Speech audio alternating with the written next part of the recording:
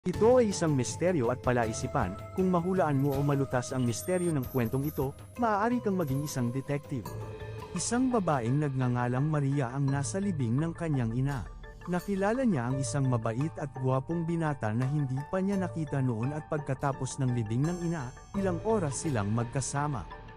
Pagkatapos ay naging busy si Maria at hindi nakuha ang pangalan o numero ng telepono ng lalaki bago siya umalis.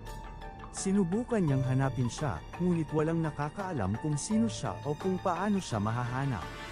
Pagkalipas ng ilang linggo, namatay ang nakatatandang kapatid na babae ni Maria at naghihinala ang pulisya sa pagkamatay ng biktima.